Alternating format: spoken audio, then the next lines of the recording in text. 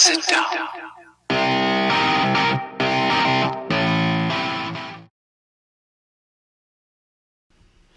Hi everybody, welcome to another episode of Build, Paint, Play. I'm Dave.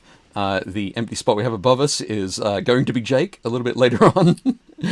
And of course, we'd love to welcome Jason Craze to the show. Thanks for joining us, Jason. Hi everybody, what's going on? Awesome.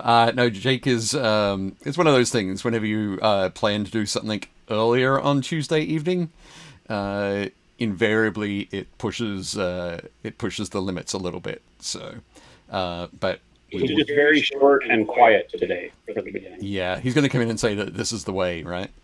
Yeah, exactly. But fantastic. So let's see who we've got in the chat. We've got Chris Gorka here. Hi, Chris. Hi, Scott. Oh, is that you? Hey, hey. I did say hey, hey. Excellent. Testing my chat skills. Nice. Jeff Smith is here. Sean Gleason. Nicole is here. Hello from James and Nicole. Hello, James and Nicole. Welcome, welcome. Thanks for joining us, folks.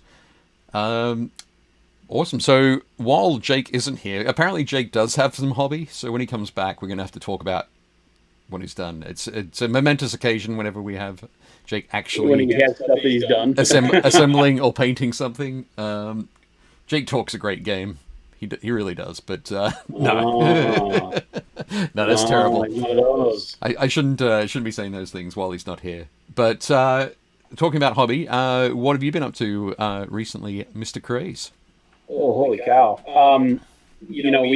Since we do the live stream every day, we get the unique perspective of being able to work on projects every day, right. And so we'll go through and be able to pick a project, work on it.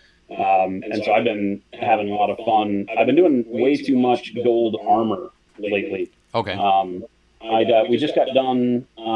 We had a neat challenge. I don't know if you are familiar with Jordan Lamb. Yep. I think you know Jordan. Yep. So Jordan works with us. He's one of our studio painters, and so he and I on the stream decided that we were going to have the dueling pianos version of Horus Ascended. So we picked this guy up at Adepticon, and then both of us went through and painted our Horusi.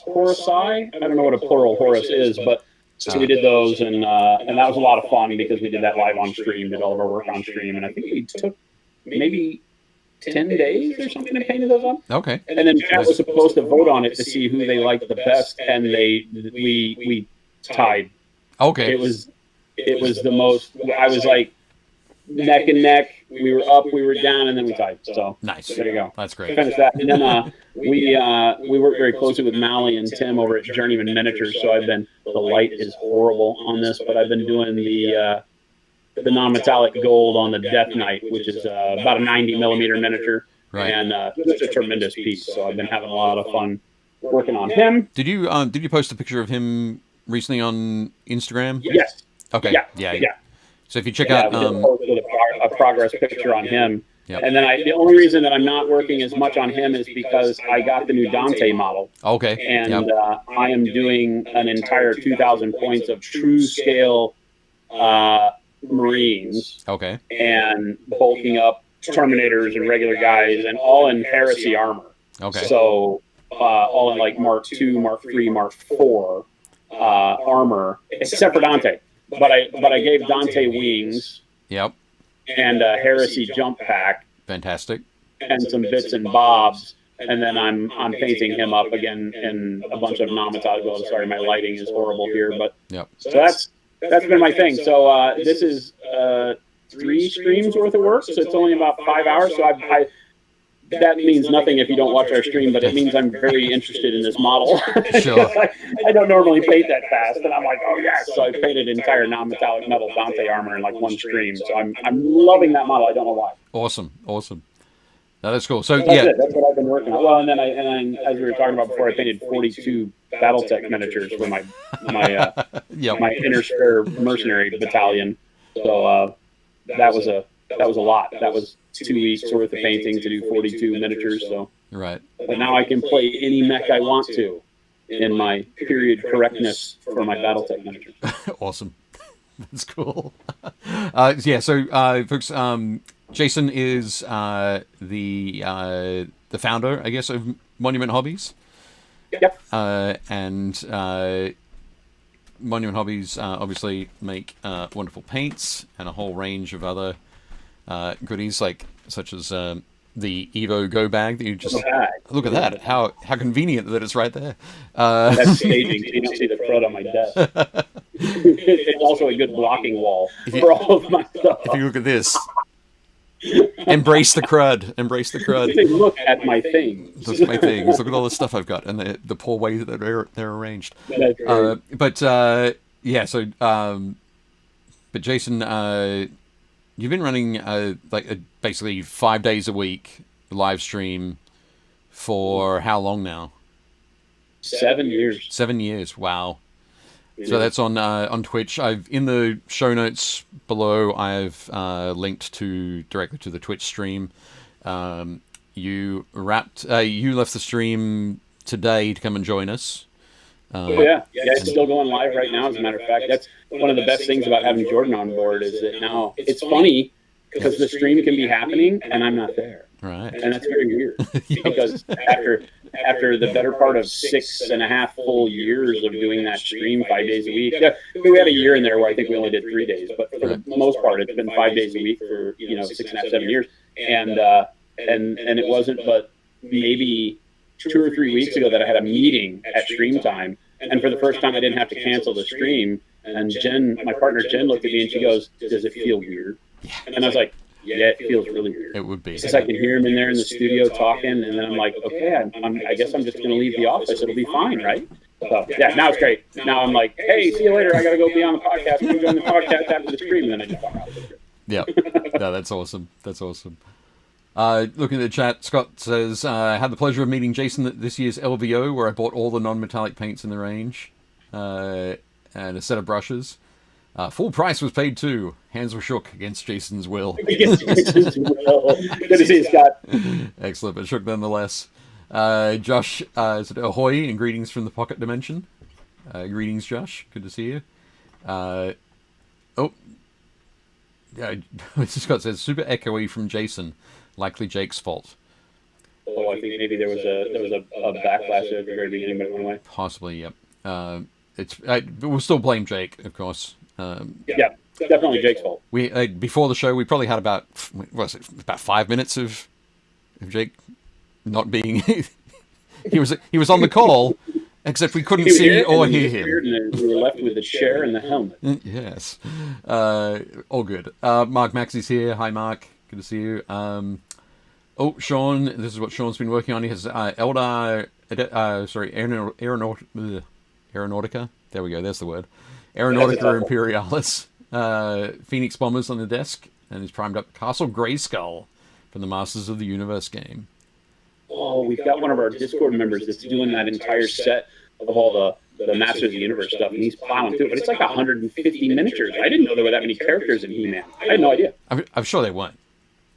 They couldn't have been. I think a lot of them were after the fact. They weren't part of the show, but that world has kept growing in whether it's comics or toys or whatever. There's all sorts of stuff that was never there when I was a kid. Right. So, yeah. That's fair. And Greg's joined us. Hi, Greg. A clean workspace that gets projects done is a lie.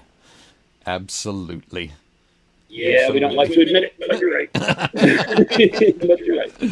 That's why I just pretend that I'm doing things and just sprinkle paints and sprues everywhere. Today on stream, somebody asked how we organize our paints because they always spend more time hunting for a color than actually painting. Yep. And so I look down and I'm like, oh, for one time, my paints are actually, pretty well organized. There's only like 6 or 7 of them not in the holder. And so I pull the holder out and put it on the stream. And it's basically just the foam from the inside of our go bag. And I was able to show it. But I was kind of flabbergasted that I could do that. I was like, usually there's 50 million of my paints out on the desk and none of them are in any order. And I agree. Spend more time finding the paint than painting. I usually find that I have that paints end up in a certain area. So I know if somebody was to say, okay, where's your jade? I would go, I think it's probably here. This is not actually jade. This is Payne's Grey. But my dark jade is here. My bright jade is here. and so my jade's going to be here. My so my skin tones, my purples, my metallics are typically here. So like my bronze. Yep. Greens have been moving around a little bit, but it's okay. But yeah, I'm the kind of guy where I have a project out on the desk at a time, right? And so depending on what I'm doing, I try to keep all those out. I have all the Signature Series 1 out on the desk because those are, obviously we're still in that period where we're getting a lot of questions about the Signature Series. So I keep those close at hand so I can show them off whether I'm using them or not. And then I do have an organized method of having my paint set up by hue and value. Okay. And but lately it's been like, project ADD. And so I've got 50 paints out on the desk because I swear I'm using all of them, just not right this minute. Sure. Cool. How does everybody else organize their paints? Do they have them out in a rack? Do they have them specifically where they know where they go? Everything is in its place? So in the studio, we've only got 2 stations for painting, and Jordans are everywhere. Right. There's no real rhyme or reason that I've been able to discern, but if he were here, he might defend himself differently. His paints are just in pools of bottles in like 3 or 4 locations. And I know that when I try to go steal a color from him, I can't ever find it, so I don't know what he does. Right. Nice. He drinks but everybody, when Jen was in there, Jen has like her 8 or 10 colors that she uses all the time when she paints, and so those were always nestled together, and then everything else was kind of a spot color for her, so she just kind of grabbed it. But she kept her stuff very organized. Yeah. So when I needed to steal from her, I knew where to go. Right. Jordan not so much. He hides it under, he'll have his palette sitting on top of bottles, so I can't find him that fast. It makes it very, very hard to steal from him. Yeah, nice. Scott says, He-Man kept spitting out the garbage characters after the heyday was over. That thing circled the drain for a while. No idea from creative. And no idea from creative appears to have been rejected. And now I can paint them all! Fantastic. Chris Gorka has Gore Grunters on the desk currently. Very cool. Models. Yep. Jeff Smith says, Dave, looking at your workspace makes me feel better about mine. Why, thank you, Jeff. Dave has the ultimate hobby cave. You can look at the walls. It's literally a cave. It is. He's not playing around. That's an East Coast basement from like a million years ago. Yeah, it's 110 years old. But see? It's basically a million. I had one of those once when I lived out east.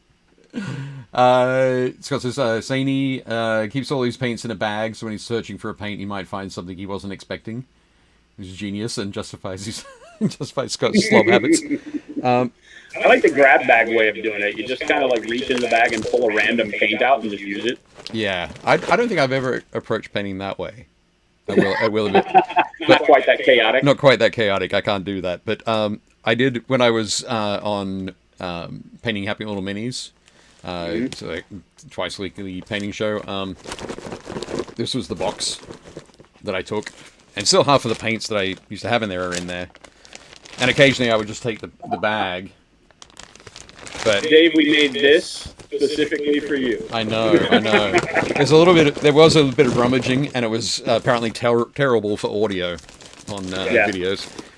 Oh yeah, sure. Sounds of the paints around in the box. Not great. Yep. So that going on now. Mark says mine are under the desk, all clustered. That sounds good. Scott says I learned this from reading a book. Which book would that be? Must be one of the Art of books, I think. Josh says paint racks from Typhoon, but they seem to migrate to my workspace and mob up.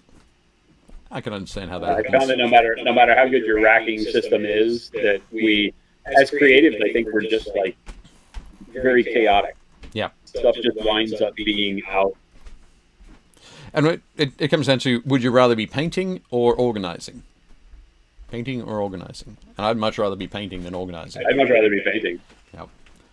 So we've got that. Sean says, I have a sea of paints on my desk. And Greg says, I feel like the only wrong answer is of how it's organized is by flavor.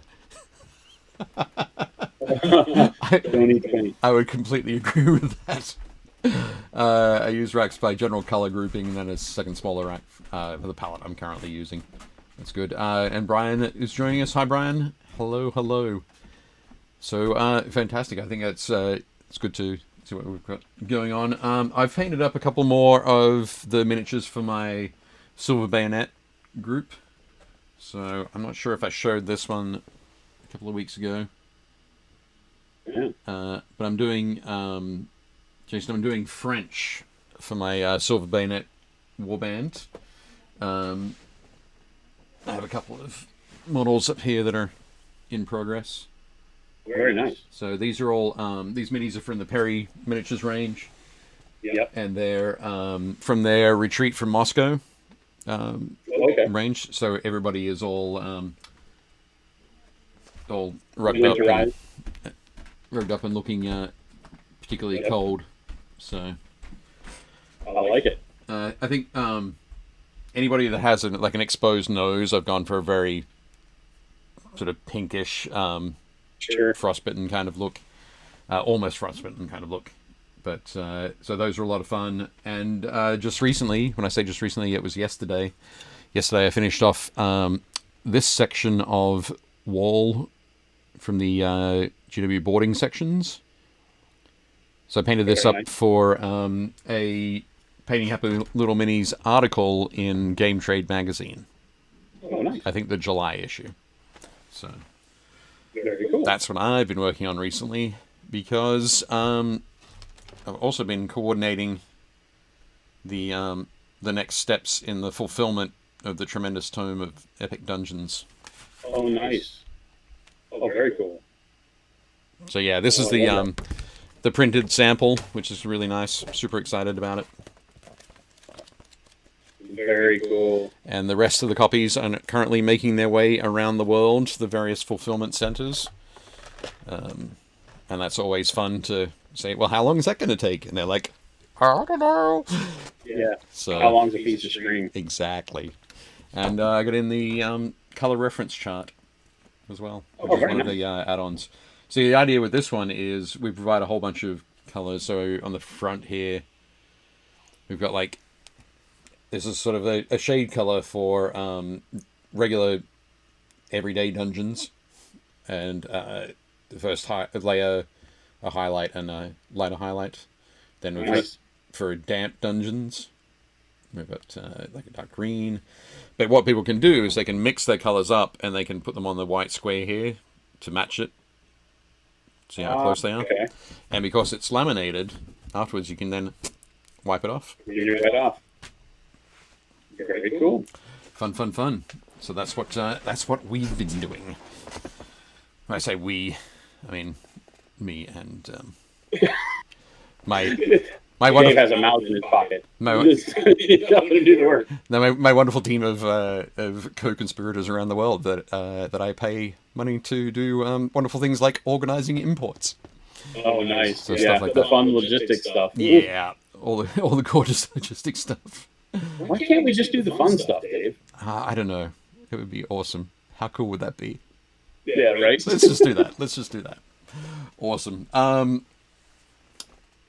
Scott is jumping in there. Brian says, organizing, what's that? I don't know. Exactly. I'm with you, Brian.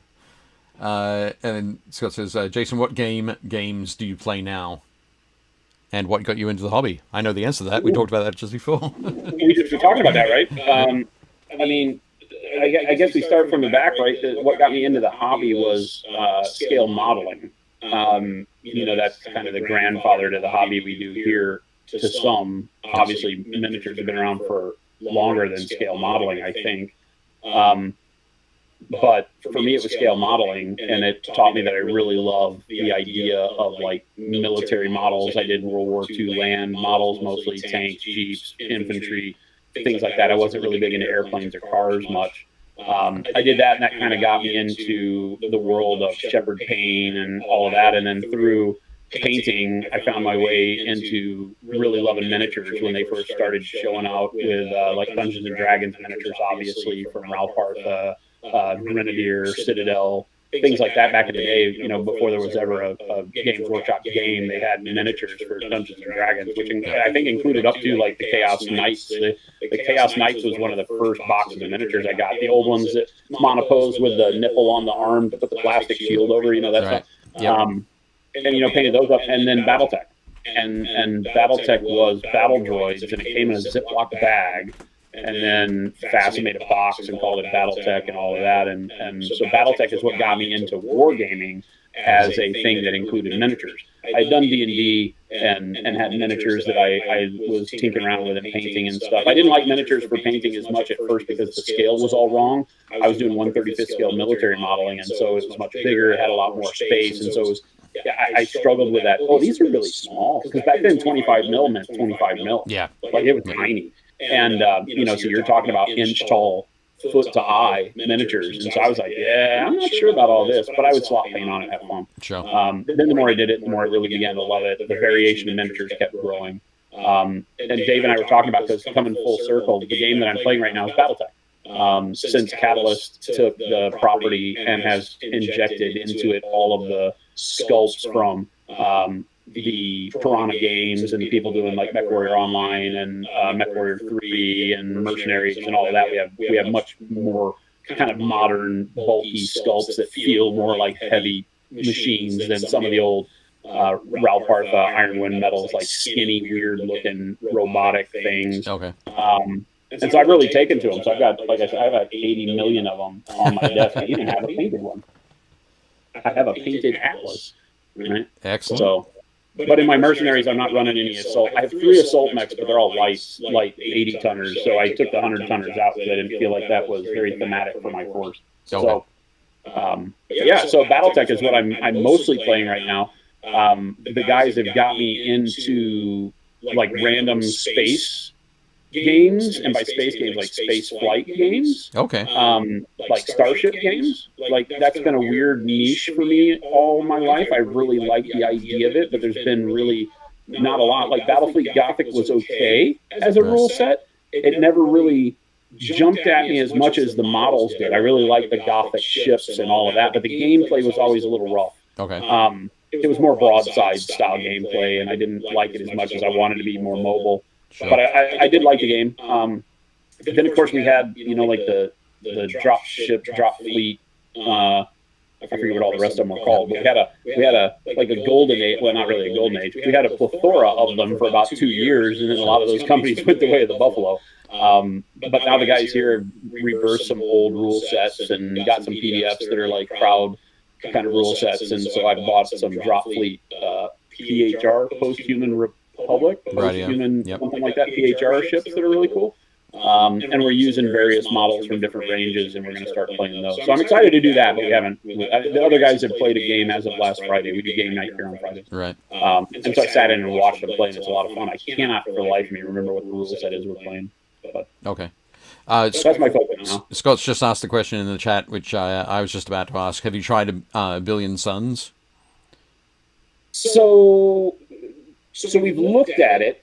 The problem I have with Billion Suns is it feels less like a space fighting game and more like a corporate money game, like more RPG-ish, I think. Right. That may not be a fair statement at all, but from everything that I've dug in and read, it has a lot of depth in the way you play to gain your money and your buying and this and that. And I think for me, I'm looking for a game that's literally build lists, blow spaceships up. Right. Okay. That may change, but that's kind of where my mindset is at it for now. I am the one that told the group, I was like, we got to look at Billion Suns because it's it's newer, it takes a fresh approach and all that. But when I started digging in, I don't know that it's right for what we're trying to do with the game right now.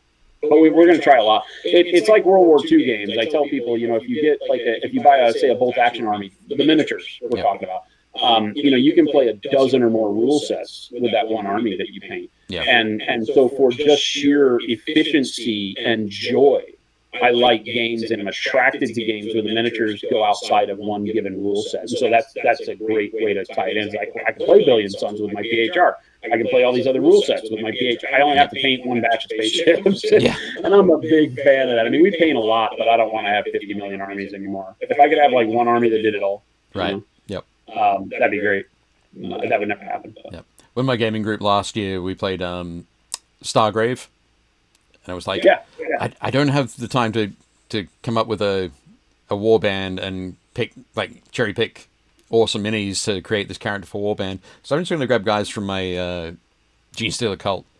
Yeah. And so I used guys from the Genestealer cult, and they worked perfectly fine.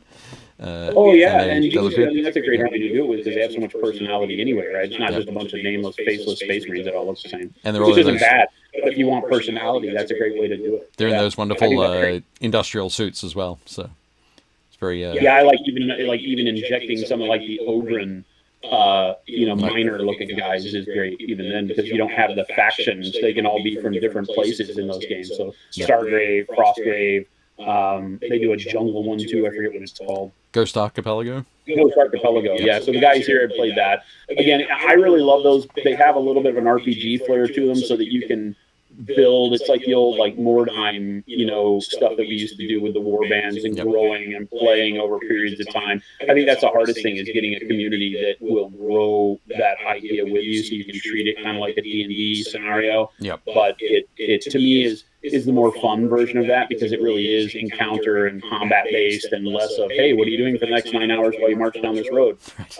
It actually has a lot of stuff going on. So I really like those. We just never have, me personally, I just never have enough time. I always tell everybody, I would love to join you on those campaigns, but I would be your worst enemy because I'll be the guy that commits and never shows up. Right. Because I don't find the time. I still need my games to be, I don't want to say sporadic because it's not like we're just sitting here right now saying, "Ooh, let's break out a game." But I need them to be one and done. Right. I need my focus. Just from the business standpoint, I need to be able to partake and then have it at the end of the night be like, "That was so much fun," and then go away and not worry about it. Sure. Yep. No, that sounds good. So I think the next question I want to ask is because you and I met almost 20 years ago. Can you believe that? Say 2004. 2004, yeah. How crazy is that? I was thinking about that today when I was telling about it because Jordan says hi, by the way. Yep. And I was like, gosh, I've known Dave for a long time. It doesn't feel like that when you think about it. There was a long gap where we didn't interact. Yep. But I met you in 2004 at GW. Yeah, that's crazy. So was that your first? That was your first job in the wargaming sphere. Yeah, I was in my career had always been in music and then out of music electronics. I followed my music career from production to building recording studios into working with manufacturers that made the gear that I had been using forever. And that was kind of I always thought that was just my career path. That's all I was going to do. Yeah. And the hobby was always in the background because it had been with me since I can remember, since I was 8 years old. My mom and I were talking about it. She goes, "You can't remember a time I wasn't building models." And so it was always there, but it went from that. It was a bunch of boxes in a closet, or stuff in a desk that you never looked at, and then it was always out, and people were asking me why my stuff was in their way, and it was just always a sidebar. And Games Workshop in 2004 was a weird one because I had interviewed at Games Day in Glen Burnie, and it might have been 2002 or 2003. Right. Okay. Because you guys had, I say you guys, but GW had a. It's because I was in the office in the vicinity of that. Yeah, and I don't remember what her name was. Her name Cathy. I don't remember her name. Okay. But the HR person that was the same one that was there for the whole time we were at GW. She was there in a little booth, Right. desk that they had set up. Was that Diane? Hey, what's that? Was it Diane? Diane, that's right, Okay. Diane. Cool. In the recruiting station, right? And I came by and I said, "Hey, I would really like to work for you guys." And she sat down, and there was nobody else around to talk to me for a while. And we're like, "Hey, yeah, well, what do you do? What do you know?" And this and that. And I told her, and she goes, "Oh, well, I'll be real honest with you. We don't hire from outside for people that bring kind of your level to the table. We like to hire from inside." And so it's generally starting as a red shirt and then, going to a store manager position or doing something like that. And it's like, so unfortunately, I said, well, I'd really like to leave my resume with you if there's ever a time or something changes like that. So I gave her my resume in a folder and didn't think anything about it. And I can't even remember why I took my resume. I think it was just the guys at the comic shop that I did all my hobbying at. I was in Allentown, Pennsylvania at the time. Okay. And I think they convinced me that they're like, "You should go. They have a job fair thing there. You should go tell them you need to work there." Because I was, obviously, I was the one leading the hobby charge at the store, right? Painting and doing the gaming stuff. And so I was like, "Okay, screw it, I will." And I worked for a company called Lutron Electronics at the time, and was kind of tired of it. And it was just funny, Then I wound up going through all the changes I went through. My wife and I at the time moved to LA, and we were living in Los Angeles, and I hadn't been in LA but for maybe 2 months Yep. in 2004 when the phone rang, my cell phone rang, and it was Diane. Right. And she goes, I don't know if you'll remember me, but you came by Games Workshop. I go, oh yeah, sure, how you doing? And she goes, well, that time has come, and we need to hire people that have a different skill set than we build internally in the company. And that was when they brought the business managers on for the first time. Yep. And that was kind of, I don't know that it really fit my skill set, but I think they thought it did because I had been at a higher level in business. And so they were like, this guy will be great. And I was like, I don't care what it is. I just think your company's cool. I'll do it. You know, whatever. We'll make it work. Yeah. That was a lot of fun. Yeah, that was good. So yeah, we met in 2004 when I came out to visit. Yeah, because I was in LA at the Westminster bunker. Yep, out there. And how long did you stay with Games Workshop? When did you? I left in late 2007. So right. 3 years, I think. Roughly. I think it was like right at my 3-year anniversary is when all the changes happened, and they said, well, they had flown me back out to see if I could find an apartment out towards the. Where did I look? It was the Navy Yard area. In Baltimore, or in Baltimore, DC? like, what is that? The Navy Yards or whatever it was. I'm not sure. I can't remember, but I went out and looked for an apartment because they wanted me to stay on, but I had to move back to HQ because they were closing all the remote offices down. Right. And I didn't want to do that. Okay, so. That's fair. Yeah, Steve Morgan and those guys, they were really trying. They really wanted me, and I really wanted to stay. I still to this day say that it's one of the, if not the best job I ever had from just the standpoint of not only what you did as a job, but the people you got to work with, obviously yourself included. Yep. It was just a great family of people that I think had a common bond in the hobby, which is great. Even though I think we could all kind of commiserate on the fact that at the time the business wasn't a very strong business for employees. Sure. And maybe that's a bad thing. I don't want to sound like I have bad feelings about it. It just was it was run differently in the U.S. and I think a lot of us that could see what needed to change weren't in positions to make those changes, and we just always, I think, harbored a little bit of bummer feeling because it's like, oh, this could have been so much better. Yeah. And I went away from GW thinking, Jesus, there was such a great way to make that work. I wish I could have stuck it out to see it work that way. Yeah.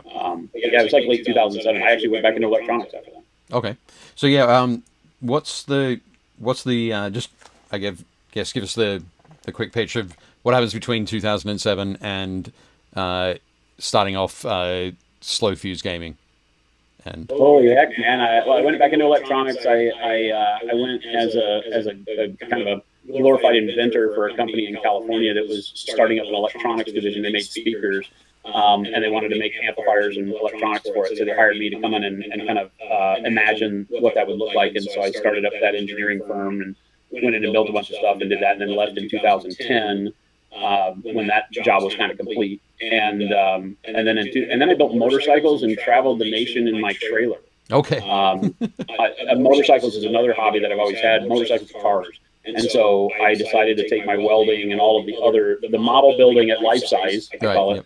And I did life size model building for a bunch of years. And I'd always done it. And it had become a hobby where I was actually selling stuff. Like after I got off work, I'd go home and people would buy parts from me, custom parts and things. And I'd pack them up and then the next morning take them to the post office on my way to work. Yep. And so when I left that company, I was like, well, I'm just going to do this full time. And I bought a semi. And I bought a Volvo semi with a 44-foot trailer. And the trailer was half my welding garage and half my living quarters. And I drove that semi all over the country to little motorcycle shops in mom and pop towns and lived in campgrounds for a bunch of years and made motorcycles out of this trailer. Wow. And so I say a bunch. Until like 2013. Yep. So that was a lot of fun. And then I started, and amongst that, my only thing that I was really doing, because I'd be alone in a lot of those spots.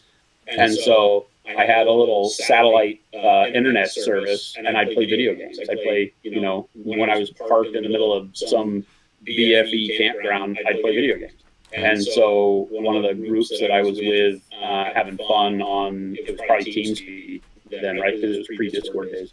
And I'd be in TeamSpeak and people would be like, oh, you know what? We have such a fun time playing and your commentary and your stories and all this. You should do a live stream. And this is probably 2012.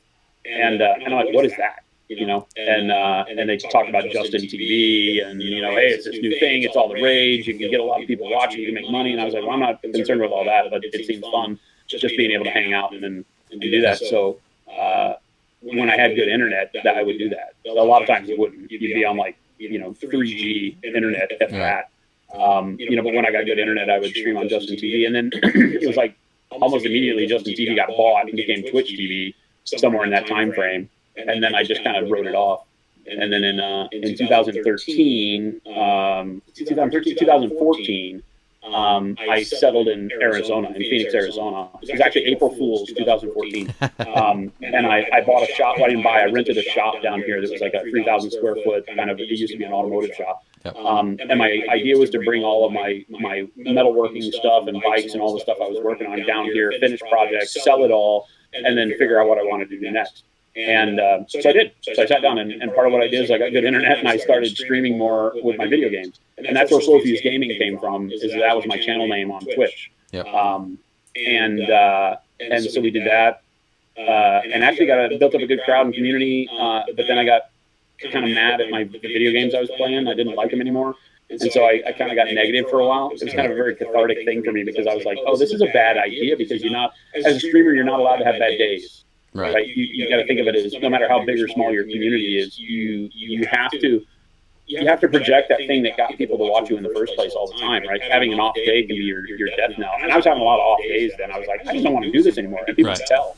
And one of my community members sent me an email, and he goes, hey, I'm not really having fun watching you, and that's a shame, because I've been watching you for a couple of years now, and I really love the community. He goes, you really need to find something you enjoy doing again, because when you are doing what you enjoy, it's a great community to be part of. And it really stuck. It was a very poignant and biting commentary done by a person who was a friend I'd never even met, right? But who was a great community member, and it stuck. And I acted on it. I remember telling Jen, my current partner, we had started dating in 2015, and so this is around that time frame. And I remember sitting back saying, I can't do this anymore. It doesn't make me feel good. But I love the camaraderie in the community, so I want to make sure that I can continue doing this, so I need to find something else. And then it was like, light bulb, I do this nerd stuff that is different. I paint miniatures, and I build models. I wonder if anybody would watch. And so I started doing searches on Twitch, because you didn't know this existed. And there were a handful of people, 5 or 6 people, maybe more. Forgive me if I never found them, but there were like a half a dozen people that were streaming, like painting miniatures. And there was a small crowd, like 20, 30 people watching.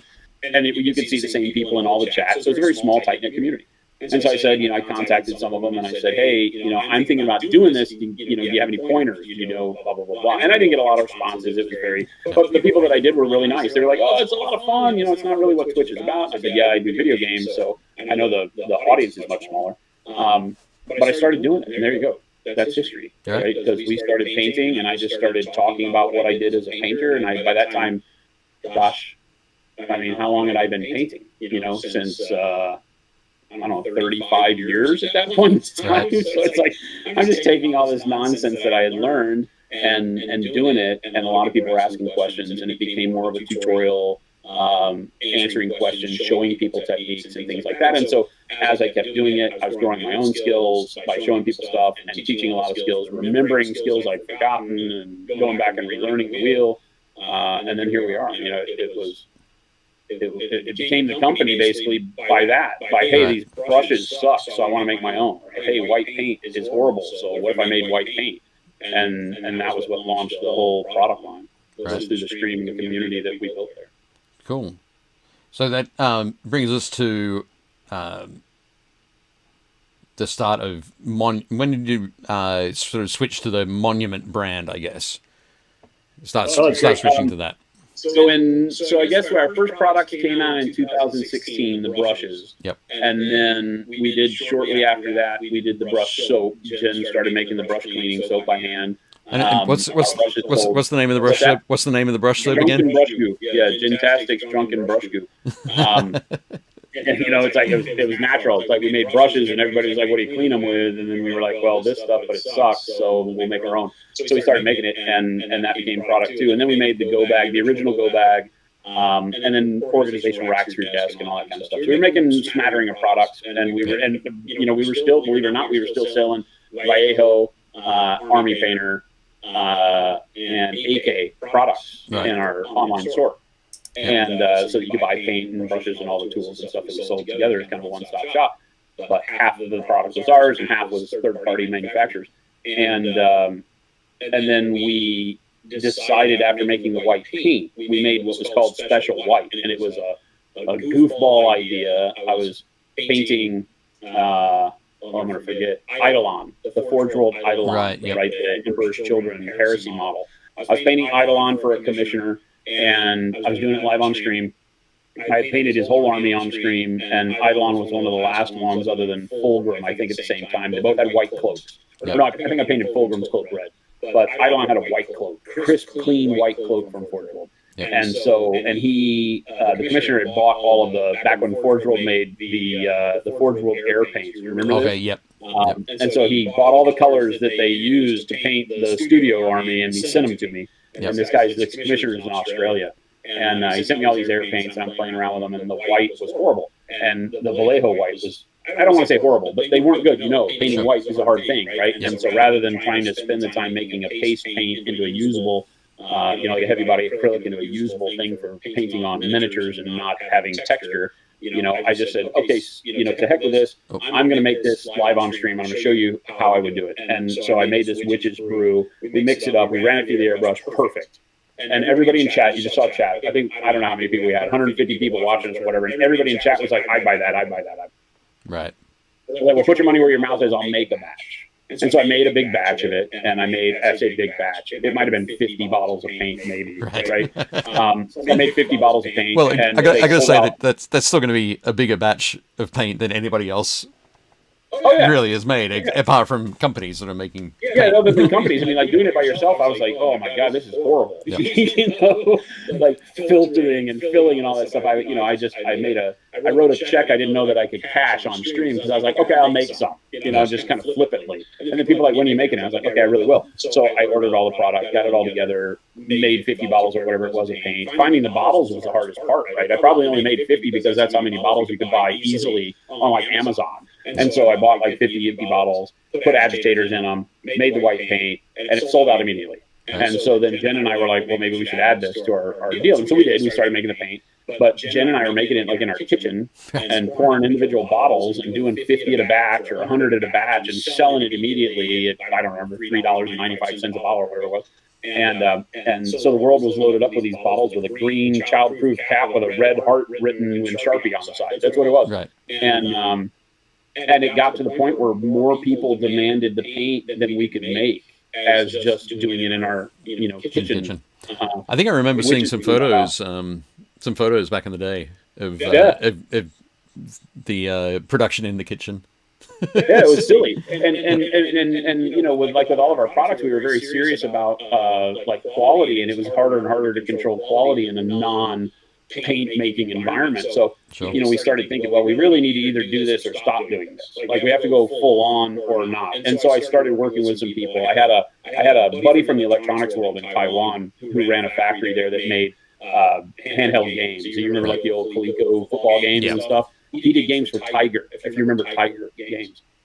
Look it's back.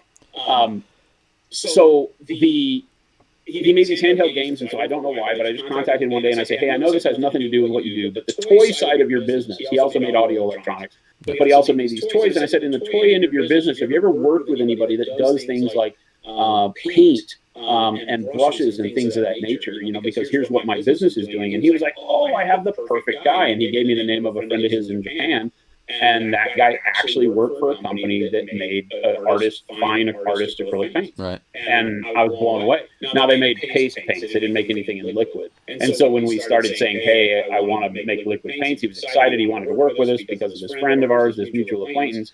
But they thought liquid acrylics lost in translation was like, children's preschool paints. Like okay, radio. That's really where their head went, because in the world of liquid acrylics, you have to think there's not a call for liquid acrylics other than in hobby stuff. And so if you're not attuned to what we do, it didn't make any sense. So we really had to struggle finding the quality and consistency of the paint because the use case didn't exist in his frame of reference. Right. And trying to teach them became very difficult. But it led us to a lot of really good relation stuff. And got us down the road. And so we were testing colors, and we had 20 to 30 colors we were testing out initially, and going through the process of finding someone that knew enough about liquid acrylics to know the challenges scientifically to make it work really well, but also then deal with it from a quality standpoint like we wanted it to be, to elevate the quality of it. Not only did it have to work in a suspension, but it had to be a step above for our... Because we were already selling Vallejo and AK and stuff like that, and we knew the drawbacks to standard liquid acrylics. So we were like, if we can't make a better product, it's not worth the investment. Right.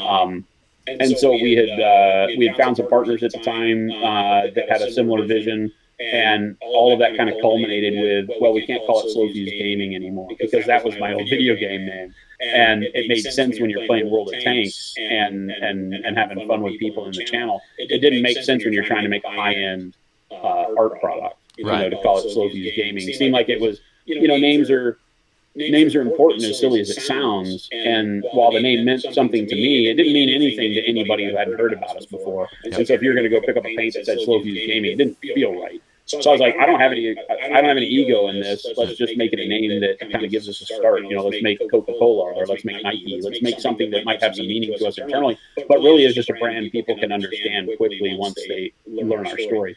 And so Monument was one that stuck. There were a bunch of names thrown around, and for whatever reason, we wound up back to Monument. The idea of the monolith, but Monolith Games was like a video game company, so Monolith didn't stick. But Monument was close enough, ran with that. Right. And that was 2018, and we launched in like August of 2018. The Slow Fuse Gaming website and web store became Monument Hobbies, and then it's just grown from there. Yep. Awesome. Thanks for that. Just quickly, we will address the not so elephant in the room. There's a guy. There's another guy. Welcome back, Jake. I'm probably pointing where the camera's not. Sorry, it took so long. I'm sure you guys did a great job holding down the fort. I'm sure it's fine. No, we've just been going back and forth, pointing like this. I mean, like Spider-Man. You're like, I'm Spider-Man. Yeah, pretty much. Welcome back. I know that you've got some hobby to talk about, but we'll crowbar that in just before we run through the pictures from the group. Is that cool? Sure. Yeah, that's fine. Excellent.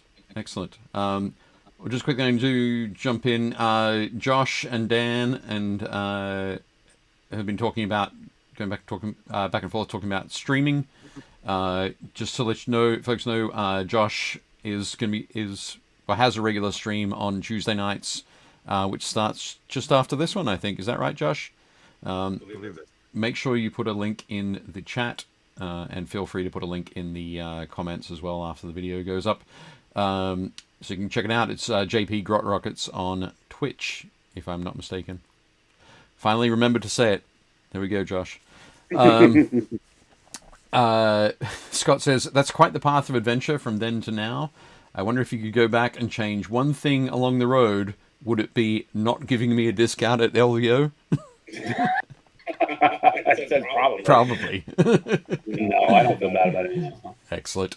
And then Scott said, Jake, were you busy sending me a bill for that Marvel United stuff? Oh, yeah. Scott wants a bunch of it. Him and Jeff Smith. We as a shop backed it pretty hard.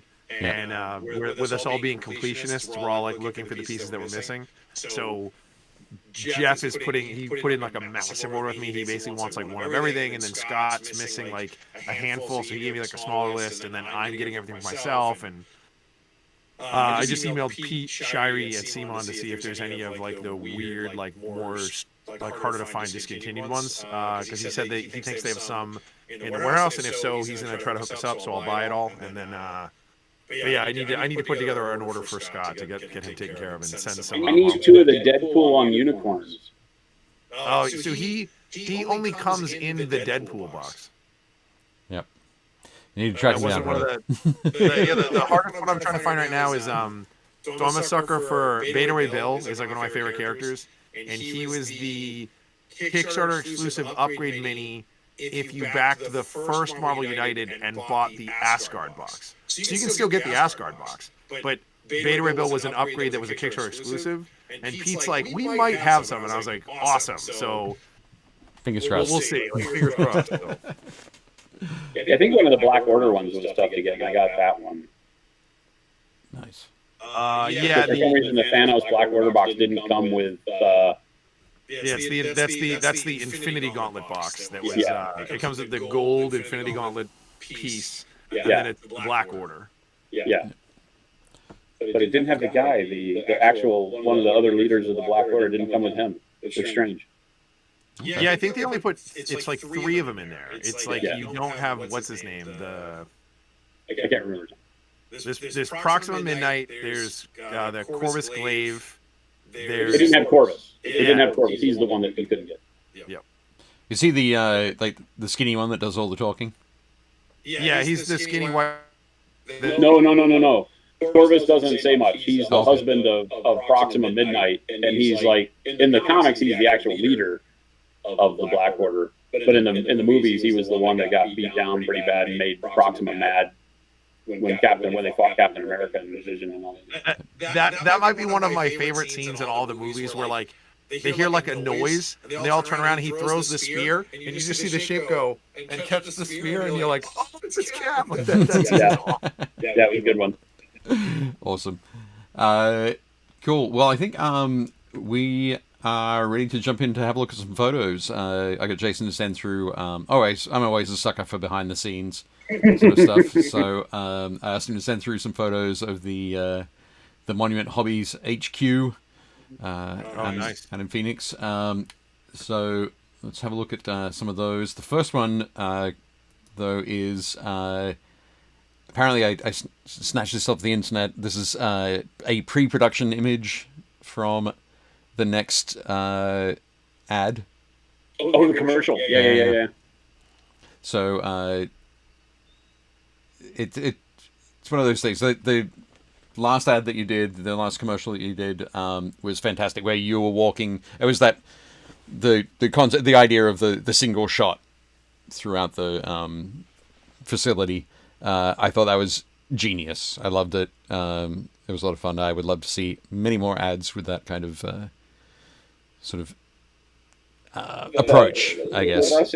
It's kind of a combo of some irreverence, because again, it's like we hate marketing, but you got to do it, right? So if you're going to do it, you might as well make it feel like something you'd have fun with. Sure. Like I'm a guy that hates commercials. Like I hate them. Yep. And so the idea has always been from our first commercial onward is like, let's make fun of all the commercials we hate.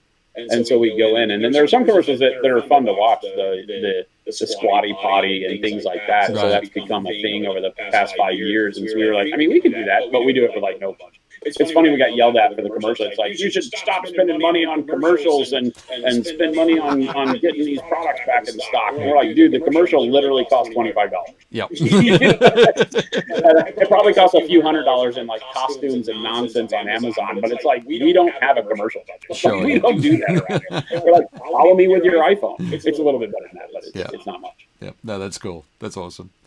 So just quickly, what's going on in this scene then? Oh, I can't see it. Oh, sorry. It's so you've got Jen in the lab coat clipboard, the cage in the background. God. You're gonna absolutely love that one because it's great. It's got the zombies in it. Is that the one you're looking at? Yeah, the zombies are in the cage, and there's the guy with the meat on the fishing hook.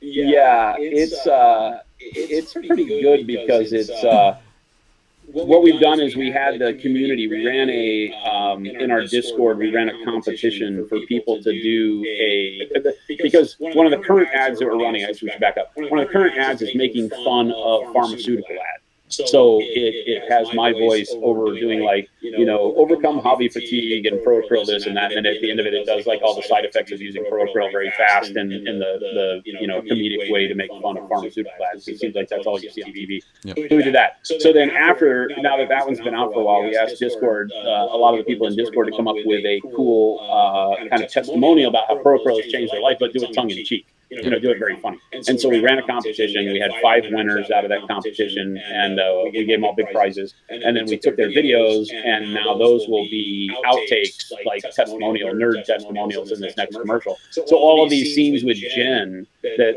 were on the internet, we took a couple of BTS shots. Yeah. They're all like where she's sitting there with a clipboard reading about, patient problems and how pro-krill fixes it, and then we go to the testimonial. and they literally make no sense. Right. Like we threw zombies into the first commercial for zombies, you yeah, know? for sure. I don't know. There was no plan behind it. It was like, hey, look, Amazon has $20 zombie suits. Let's use those. And then people like looking at me like I had 9 heads. Like, why are there zombies in this? And I was like, they're zombies. I don't know why. And so anyway, the zombies make a callback, you know, in this one where where our buddy Mike is half naked feeding him with a fishing rod with fake rare pork on the end of the fishing rod while he's swinging it around. The zombies are all giving meat. So it's pretty fun. Excellent. That's great. Well, I look forward to seeing the final version of that. That'll be cool. I'm hoping that we have it in the final edits by like the end of the week or so, and we can go in and have some fun with it. Cool. So it'll be interesting to see. Awesome. The next image that I've got here is the front of Monument Hobbies. So we've got the parking lot and the front door, I guess. The front gate. Oh yeah. Yeah, that's our new building. So that's literally we got into this building. It's been a little over a year now. Well, a year and a half now. Beginning of last year. It's been an insane ride, and so we literally had to come up with a way to find more space. And so we bought this odd building that wouldn't sell. Like it had been on the market for a while and nobody would buy it. Because it was kind of made as 4 different doctors' offices, I guess. Okay. It's like a big horseshoe. You see the gate into the courtyard, and the building forms this big horseshoe around it. And at some point in time, they added on a big warehouse to the back. And so we bought the building, and we now have 10,000 square foot of building nobody else will be able to use, and it's just crazy enough for us. So it's great. Right. Cool. Just quickly there, Nicole says this is coming from James. The echo that we hear every week seems to have something to do with Dave's setup. So let me double check something. So if I talk right now, do you hear an echo versus?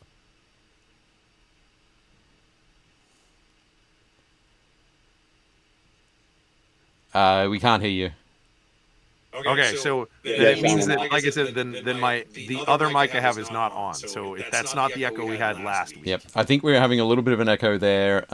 Just when you switch something on or off, we might have not muted the live stream. Might have been. I turned it on so I could see what you were doing. So that one might have been me. Okay, we'll see. Or is I've got it muted now. An echo when who's talking, Dan? There's 3 of us. Which are the 3? That's true. Is it me? Is it when I'm talking? What if I just lean into the microphone like this? So Dave, apparently you're okay. We both have an echo. Okay. Oh yeah, it might be like a speaker on Dave's end that's It could be that. close to the microphone. I've tried to avoid that. It shouldn't be picking up from there. Oh yeah. So Nicole's saying the echo was happening before I got here. So. Yeah, I tried to re-angle my speakers, so like my speakers are both aimed this way, and then my mic I have it set so it only picks up right in front of the mic. Yeah, I got that same setting for where it's picking up from. So, technology. Wonderful technology. Dave and I have been talking about sponsorship, and we have a couple people who have asked, and we're like. I was like, well, we could use some of that sponsorship money to just pay somebody to do all the technical stuff for us. Yeah, pay somebody to make it not happen. So if anybody wants to sponsor us, let us know. We're happily taking sponsorship. But anyway, we'll get in 3 or 4 seasons we'll have it fixed. Yeah, that'll be great. Yeah. I mean, we'll sponsor you, and we don't care if you have technology problems. Have you seen our stream? Well, speaking. That's part of the joy of this whole thing is being able to just kind of understand how real it is. Speaking of the stream, the next photo I've got is of the streaming studio. I actually kind of like that building. I'm not gonna lie, especially if it has like a courtyard. Yeah. It's a lot of fun. It really is. The courtyard is actually one of the scenes in the new commercial with Jen and her half-naked manservant. So it's pretty funny. Yeah. Oh yeah, the studio. Yeah, I didn't clean it at all. So when we were talking earlier about the environment that we man cave in, this is our little disaster. Yep. And that's Jordan. Jordan's side is the one closest to the camera, so you can see what I was talking about. All his paints live in like 3 or 4 different like groupings, staged areas, so you can never find what you need to steal from him. And I don't see any chairs there. Do you guys stand for the whole? Standing desk, yeah. Wow. Yeah, the whole studio. Well, the painting stations are standing only, and it's a life changer. It's something that I profess to everybody. You know, our booth at the shows is bar height for standing and painting at. So it throws some people for a loop because they're so used to sitting, but it's such a life-changing experience to stand and paint for your shoulders and neck and back. It's just so much better. But yeah, it's great. We also, out of scene to the left, we have two big, huge plush leather chairs, though. So if you ever get tired of standing, you can go sit, and then you never want to get back up. We're finding that the chairs are really bad because everybody that comes in the studio to talk with us while we're streaming never wants to leave. They were all sitting back there. I was like, I'm just going to take a nap while you keep going. Yeah. They were like the greatest Craigslist find ever. They're like $2,000 chairs that we got for $300 a piece that are like motorized recliners. They're in perfect shape. The guy was just like remodeling his whole house out in the middle of nowhere. And we drove out there with a trailer and picked them up. Best thing we've ever done. They're so amazing. Awesome. Jason, where is your studio? We're in Phoenix, Arizona. Okay. So this is just part of the building. Yep. Excellent. Yeah, one of my go-tos is I have a really nice like desk chair that's like fully adjustable. So what I'll do when I paint is I make it as low as it can get, so that I'm painting at my desk like this. Oh, that's a good idea too. Yeah, that has kind of the same effect as standing. It keeps you from doing the hunched shoulders. This thing, because I hate this thing will kill us as artists. That's horrible. Lean back. Yeah. If you can do that and keep the model where you can comfortably paint it, that's good too. Yeah. I just can't. I'm lazy. I need to stand, and standing's been great. The table's about 48, 49 inches tall. I've been doing it for 6 years now, and it's great. Life changer for me. Excellent. I usually do it, have my hand anchored here. That's probably where I do all my painting. Yeah. But next up, we've got this fun paint-splattered machine photo. What's going on here? That's the indexer for the filling machine, so that's where the bottles go. So 2 filling heads and 2 bottles. This is the one that we do our primers on, actually. As we've grown, we keep using all the machines. So if it used to do paint, which is when obviously did all the colors at one point in time, but now it does primers and such. And we're about to buy another fully automated machine. So they keep getting relegated to backup duty, but I just thought this was a fun shot because it shows that no matter how clean you try to keep things, when you make paint, nothing's ever clean. Right. Yeah, that looks great. Is that it's like stainless steel that it's sitting on, right? Yeah, it's a stainless platform and bench that we have, and then the rest of it is just a big well, I don't even know that one's magnesium. It's like Delron or something for the indexing thing, so you can't clean the paint off of it. Oh, okay. I could sandblast it, but it doesn't clean very easy. Yeah, I thought maybe it was just a hey, wouldn't it be fun if? Oh no. No, the guys do a weird thing. The guys have every color that we've ever made. They take a house paint brush that they have back there, and once we mix the colors and everything, they'll take it and dip it, and they'll paint the beams. There's a second level to the manufacturing area, and that second level holds all of our like raw bottles and stuff. And so there's beams, obviously 4x4 beams that hold that up. And so they'll just take a swipe, and so there's like these weird it's like really crazy socks. It's just stripes of color on all of the things that as they do it. So it's very colorful back there, not just the paint on the machine and on the floor, but everywhere else. Nice. Next photo I've got here is of the labels. So the labeling machine. The labeling machine there. So with the when you're, what's that like going from an operation where you're doing your own label? Sorry, you're creating your own labels, but I'm guessing these are printed at an external location. Yeah. We have a domestic company. One of the big things that we tried to do during the whole COVID lockdown is we tried to shore up all of our manufacturing, bring as much stateside as we could. So starting in late 2019, we started finding partners that did everything that could be done in the States, and then it wound up being very timely because it became harder and harder to get stuff overseas. So yeah, labels are printed domestically, and then we used to have to order our bottles with the labels pre-applied. Okay. So we would order X amount of bottles for every color.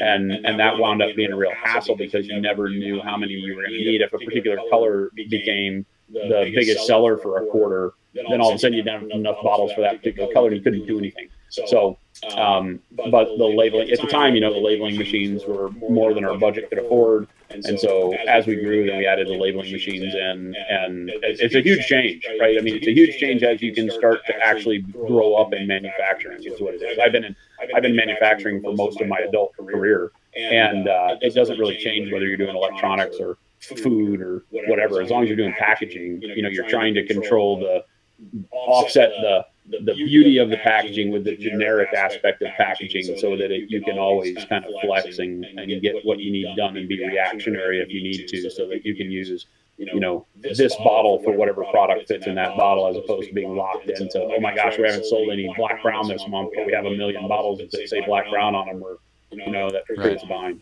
So. Yeah, excellent there. Next up is the, I guess this is the warehousing. So which shot is it? The paint bins? So it's the, we've got the long rows. So this is actually the back side of our fulfillment. This is what happens after we load in paint runs into these bins, and there's 2 or 4 for some bins, for some colors 4 bins. This is where we pull for our daily orders and store orders and things like that. And so these get constantly refilled as we go through them. We build sets from these, things like that. So everything internally is handled as individual colors, right? And then we build sets to suit in both the bundles of 6 for the retail stores, and then all of the sets that people know that you would buy yourself as an end user. Okay, cool. And so these get pulled from that, and then goes from raw material mixing into paint in the manufacturing area, and then as they run colors, they bring them out here, fill these bins, and then from these bins we go out to a myriad of places that a paint bottle will journey in its life. Excellent. And so with this, is this part of the I guess the trigger point for, hey, we need to make more of this, or we need to make more of that, we've got to get some more bright jade going on? Yeah, to some extent. I mean, the way that it works is that obviously like standard inventory tracking, right? You're always monitoring color to color, and so we have an automated system for that then feeds production with what the lowest stock colors are. Right. But we also then manually interject in like demand. If we know a particular distributor is about to have a big order coming in, then we might move things up in the queue. The Signature Series paints have been some of the biggest selling sets we've had, so we constantly move them up ahead of even other low colors, because we know that maybe a color is sitting at 200 units in stock, which is very low, but we know that it'll last 3 days at 200 units in stock. But we've got other ones that we know we're going to burn through 1,000 of them by tomorrow. So we're constantly having to monitor that. We've got a team that's their job, is to kind of monitor stock and judge production and scheduling based on that. Okay, cool. You did mention the Signature Series there. I should probably interject now with one of Scott's questions from the Facebook group. When's the next one? When's the next ones? The next. It's all about the next. Yeah, right. So the Signature Series 2 is a thing. Signature Series 3 is also in the works. Each series will have 2 new artists, and the Signature Series 2 artists were just at the final nailing down of one color, actually. So I've got I'm resampling that other color and working on it. It's that standard, like, make it more blue, man. So we're in that phase, and that's actually what this one does. It needs to be more blue than green. So that last color should be approved at the end of this week, and then we start in with labels, right? Labels are the biggest time-consuming thing, right? Because I have to go in the team here. We design all the labels in-house. Getting as close to color correct as we can means having to then, mix the sample batches bigger, so we can do what we call drawdowns. I actually probably have one here. So we use drawdown cards, so we test opacity, and so once we have a color, this is just a raw card, but at the end of the day, it winds up going on a drawdown card where you test opacity and the color, and then this is where we get the the hex code, for lack of a better term, through our color spectrometer after we've actually got the paint made. Then we do the digital coloring of it so that we can do the labels and all the things that have to go into marketing for what that color looks like to the website and stuff. And that's a pain in and of itself because it never looks the same. Cool. But as far as timing, I mean, it should have been out this month, but we set it back to where we're probably looking to release in July so that we'll have it for Gen Con. Okay, cool. Scott says, I don't know Series 3, but I got to use some of Series 2. Loved a couple of I got to try, but your secrets are safe with me, Superman. I don't know what he's talking about. Yeah. I figured you wouldn't, but... obviously a lying liar who lies. I had to check. Yeah, we did have them for a brief moment at Ep19. We had the Signature Series 2 out. All right. As a teaser on the last day, so a handful of people did get to come by and see him in action, which was a lot of fun. Cool. Excellent. I can break the secret that Signature Series 2, 90% of it is our first foray into more satin paints. Okay. So they are not ultra matte. Okay. Radio. Cool. Interesting. You know I like my satins. Yeah, I think you'll love these. They're great. Some good tints where satin makes a difference when you're doing that final highlight. You get that play of light, especially doing like non-metallic metals and things like that. Right. Excellent. Josh says, I hope you have all the paints at Gen Con and the jar of peanut butter too. And the jar of peanut butter too. Excellent. We'll have more peanut butter. Next up is the fulfillment area. Fulfillment, our fulfillment. This is where the 4 stations for manic order creation go. This is all the pick and pull stations for what we call retail orders, direct to customer. So P2C. Anytime you order a paint from us and you're an end user, this is where all of that ordering, final order packaging goes.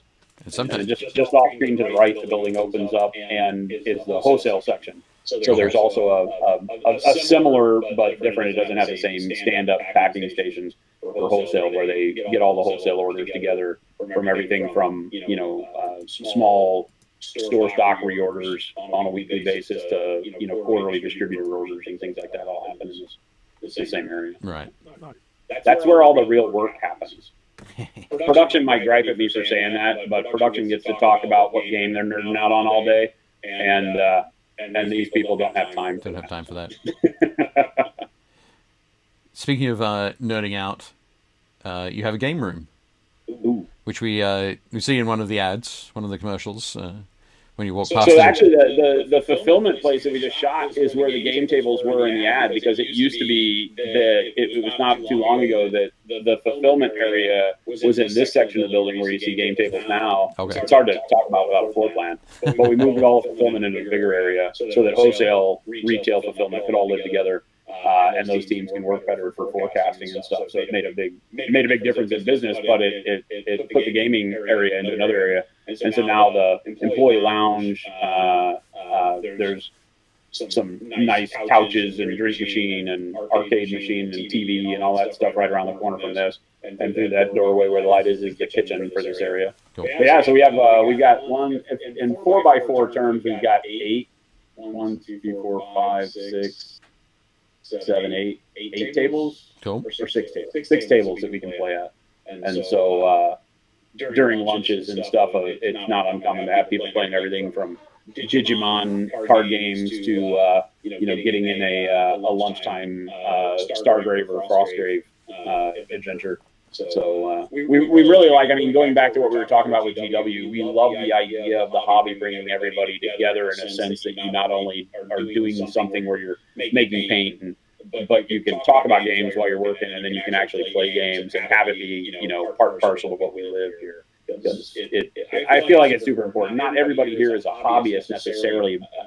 We've got some people that don't play the games and don't paint, but they're still gamers. Everybody has that ecosystem kind of built into them, whether it's video games or whatever. Everybody here can nerd out in their own way, and that's great.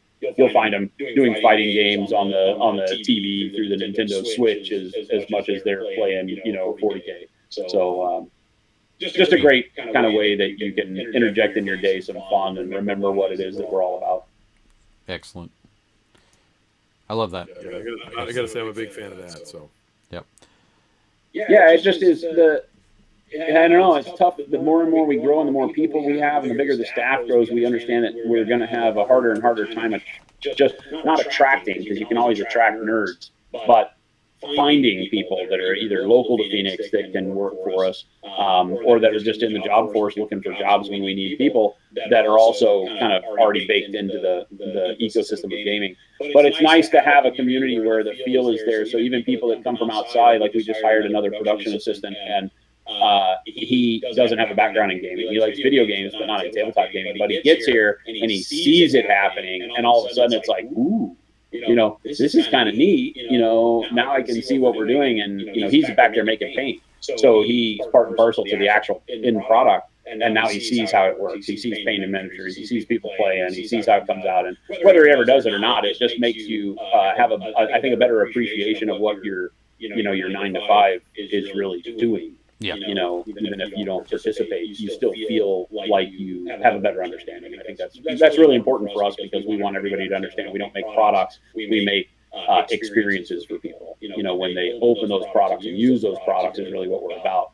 We make great products too, but and I think that's what puts people in tune with kind of feeling like they could understand the excitement of the end user when they get a Monument product, which is awesome. Excellent. How many people do you have on staff now? 14. Awesome. That's amazing. So cool that 14 staff members in the US making paints, and it's crazy. Yeah, that's great. Awesome. Yeah, it's crazy. We love it. It's something that Jen and I always thought it would just be she and I. We used to be bottling just the two of us. Yep. There were times where the stream, we were too busy bottling paints, so the stream had to watch me fill and cap paint bottles. And I just flipped the camera around to the production area, because there was a little half wall, and it was make paints and stream painting. And that was in our office was 1,400 square feet at that time for everything. Yep. And it was crazy. And now we've got 10,000 square feet and 14 people. And Jen and I just kind of look at each other every day, and we're like, is this real? Is this happening? It's fun. That's awesome. Very cool. And I think the final photo that we've got here of the is the print farm. Yeah, this is the least used room. The stuff gets up the most space and gets used the least. The newest addition is the FDM printer over on the right, and it's there for jig making. Okay. And we haven't really done it for that yet. It's meant to be. We're bringing brush production stateside. So that's kind of a little secret that's been going around in our Discord and on our Twitch stream, and that I've let out of the bag a couple times. But we are going to be doubling our paintbrush manufacturing in league with our factory in Germany. They're teaching us and equipping us with all of the stuff to make the brushes here. And so part of what we have to do for the printing of the handles, because we'll be one of the only companies in the United States that takes a raw wood dowel and turns it into a functional artist brush, and the only hobby company doing it. And so we'll be starting that. We were supposed to again start that this month, but it'll be July. And so we bought the FDM printer to do the jigs for the UV printing machine. We have this huge UV printer that prints all the handles. And so we make the jigs, the test jigs, and the things that hold the brush handles into the FDM. Right. The other printers, the resin printers, are there to do prototyping. We bought this entire setup to be able to make all the miniatures for our Mother Lovin' paint party that we did in, 2021 now. That seems weird to say. It's been that long ago. I think it was 2021. And we did a quarterly promotion while everybody was locked down and not being able to go out. And we did this deal where we made 2 miniatures every quarter that I designed that were sculpted by Lee from Mini Monster Mayhem, and that we then printed in-house, and you could buy at a very good cost. They were like anywhere from $29 to $35, so 75 millimeter art miniatures. It was really fun. Because we were doing them in-house. I mean, I literally printed 100% of those miniatures myself, cleaned them myself, did all the work, and then the fulfillment team would box them up and send them out. And we were just doing it for the love of the hobby. We were like, hey, let's make some cool miniatures. Let's sit and stream. When everybody was sitting around like wondering what was going to happen to the world, we were like, hey, for a little bit of money, you can get this model, and I'll paint them. And I painted all of them live on stream, and a lot of our community painted along with us and stuff. It was fun. And so we got these machines to do that. Now, as we foray into game making, which is, I guess letting the cat out of the bag for the first time. We're making our own game. And so as we do that, now we're being able to use these to prototype. Although I say that, it's kind of a lie, because we've started working with a company in California to do all of our prototyping in Cyocast. And we'll have the first miniatures that we're prototyping. Like, I can't say rapid prototyping because these printers are rapid. Yep. The Cyocast should be better, though, because it'll allow us better quality prototypes for handling and testing internally. So we'll have the first of those back, and then I don't know, maybe one day the left side of the screen becomes a Cyocast machine. I'm not ready to do that yet, but we'll see. Awesome. This is also the room where Jen makes the stove. You just can't see that. That's behind the camera in this one. Okay. Excellent. No, she doesn't allow us to take pictures of where she actually makes the stove. She's so worried that her secrets will get out. So. Right. Nice. Scott asks, currently you stock Journeyman miniatures. Any plans to branch out and produce your own miniatures? I think we just heard that. Yes, is the answer there, Scott. And what was the discount code for Master Sulfur and the Red Troll again? We do. We're the sole distributor for Journeyman miniatures in this hemisphere, as well as Mindwork Games. So Mateo and Mindwork, we're bringing them. They're actually going to be shipping out the first order of that, and we hope to have them in stock for into this month. Well, I guess that's next week. So probably beginning of June, mid-June, we'll have all the Mindworks catalog in stock through June and July. Obviously, growing with Journeyman, Mally, and Tim are great friends. And then we're dealing with one other company that we might bring in. I can't name it just yet because it isn't solidified and it may not happen. But our goal there is to help friends of ours that make amazing things in Europe to be able to have those be available for artists here in the States a lot easier. So, obviously, logistics and shipping sucks from Europe to the States. It costs a lot. You pay more for the shipping than the model in most cases, unless you buy 3 or 4. And it takes a long time to get here and can get a lot of damage. So we're taking all of that and shipping over container loads and pallets worth. And so then you can get them in your normal Monument Hobbies, 2 to 3 days timeline and at normal shipping rates for the States. So we're really excited about that. We've been painting. That's why I'm painting like the Death Knight. I just painted the Shinobi. These are models I love. I mean, it's all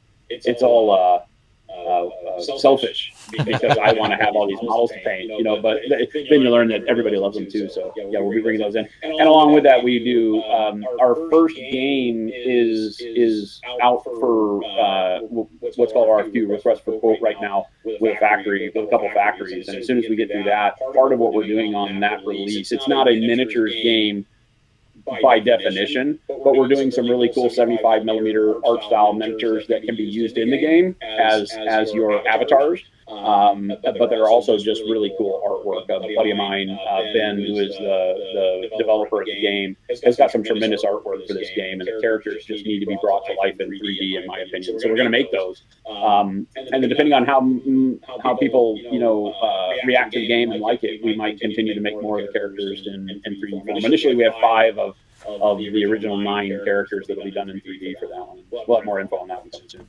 Excellent. But those, if everything goes right, those will be made by Mindwork Games. So that'll be awesome. Very cool. Nice. Very cool.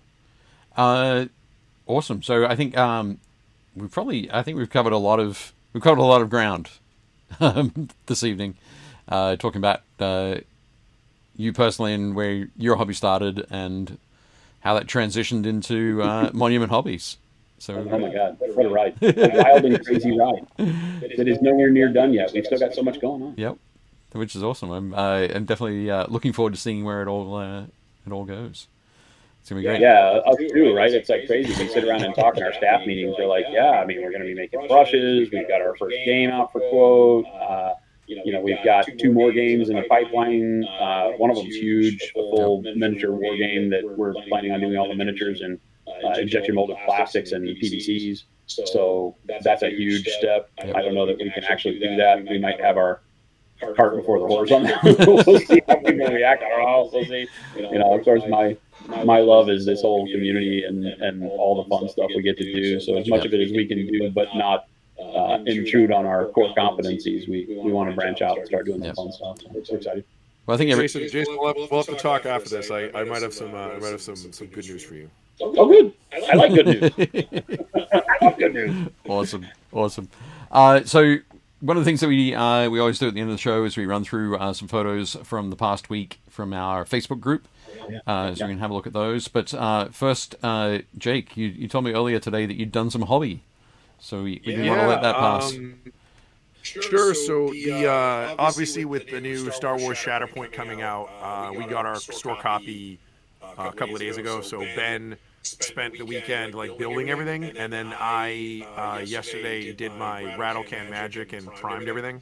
Right. I did them in groups. So like all of the clone troopers I primed in white, and all of the B1 battle droids I primed in Xandri dust, and then all of the night owls I primed in Mechanicus gray, and then I Zenithal highlighted them with a lighter gray.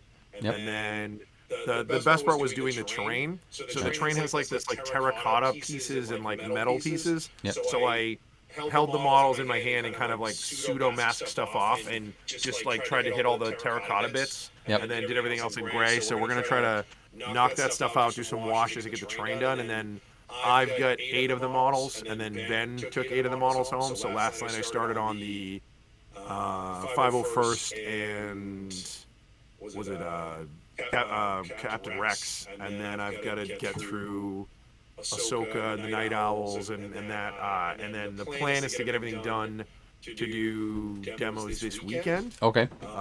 So we'll see, and then I also did a little bit of weathering on. I'm starting to finish that Iron Warriors tank list that I busted out for Adepticon the other day. I went back and did some more weathering and some like updates and stuff on them. Cool. But we'll see. Excellent. When you get, if you do get demo games going this weekend, make sure you pop some photos in the group. Oh, for sure. Yeah, I'll get them up. The models are nice. I mean, it's for the hobby side. I will say the plastic that Atomic Mass uses is not normal plastic. Right. Like it's not the thermoplastic from GW that we're all used to. It's definitely like a mix, because they tell you in the instructions use plastic glue. But I've never had models fall apart the way that theirs do with plastic glue. So they should have said use super glue. Yeah, or I don't know, like or like oh, they're like, we built it using this specific type of glue. I'd be like, okay, cool, like that makes sense.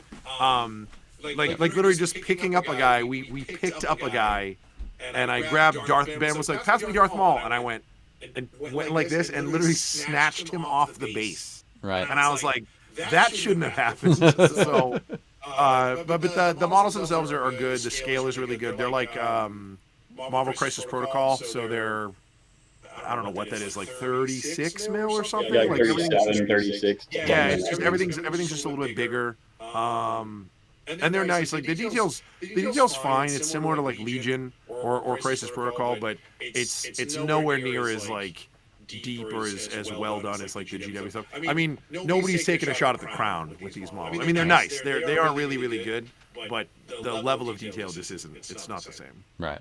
Okay. All right. Well, let's move on to some of the photos from the group. First up, it's a fairly quick one tonight, but we'll check these out. First up, we have this Malifaux mini from Bing Lee. And apparently, so I'm guessing there's a set, Malifaux set of kids dressed in Halloween costumes. I'm not sure. Is that what it is? Apparently, it's like a fire-breathing kid dressed as a Halloween dragon costume. Nice. Is what Bing said, but it looks pretty cool. Excellent. Sorry, Chris Gorka said, yeah, the Shatterpoint stuff was a blast to paint. Game is fun also. Yeah. But yeah, this model looks really cool, Bing. And I love the OSL you've done on it. Yeah, I like the flame. Looks fantastic. Really cool. Beautiful work. Next up, we have another one from Bing. This is another Malifaux model. He's been painting a lot of Malifaux recently.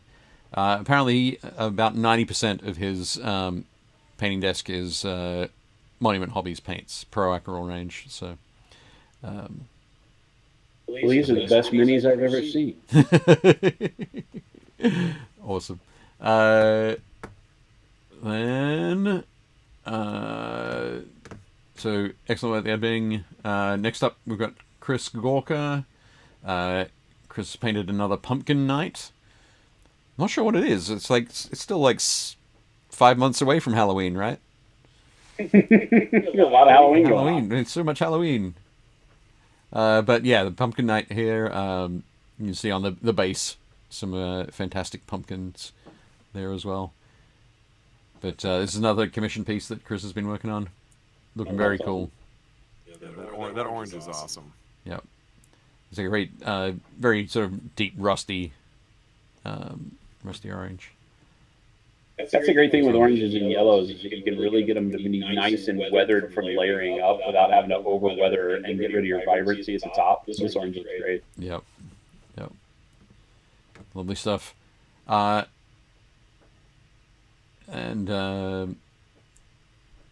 Dave Hummel says it feels like he uses a filter to take pictures of his models. I'm not sure. I don't think Chris does. But no, they look great. Speaking of Dave Hummel, next up we have the hobby work that Dave has been doing. So he just recently moved into his new house. He's been unpacking his boxes and boxes of hobby stuff. So these are a couple of photos from his man cave basement.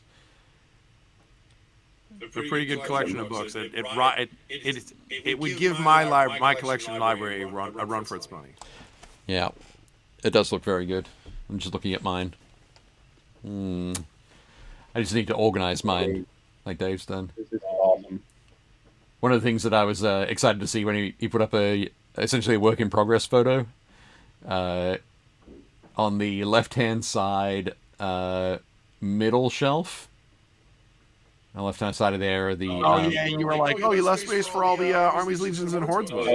All the Art of books that are coming in the next 4 or 5 years. But of course, he went and filled that space. It was nice, excellent. It looks like he has all the Horus Heresy Black books from Forge World 2, which is... Yep, definitely cool. And up the top, he's got the Primarch books. The Primarch books there with the Lorgar, Book of Lorgar in the middle. But yeah, looking great. And a great collection of prop weapons there. I was kind of disappointed there isn't a bat left. Like, he has all the Star Trek phasers, but no bat left. I was like, really? It might be coming. I'm not sure. Do you have a bat left? We'll have to let us know, Dave. But yeah, that counts as hobby progress. Getting your stuff back out on display. Then next up, I think these are from Sean. So Sean Gleason. Sean, I'm not sure if you're still in the chat. But he's been working, prepping for some Epic, I think. now we're talking. I think that's one thing that we didn't really mention from our discussion of the Warhammer Fest reveals. But as more information comes over the coming months, we'll probably talk a little bit more about Epic. But looking good there, some Mechanicum forces. Some nice work. Then, yep. So those are hilarious. I like the purple sandcrawler, the Jawa sandcrawler on the right with the missiles. Yeah, big missile racks. He's got a great feeling. But next up is sorry, Sean is still here. Fantastic. Next up, we've got the lizard centaurs in space.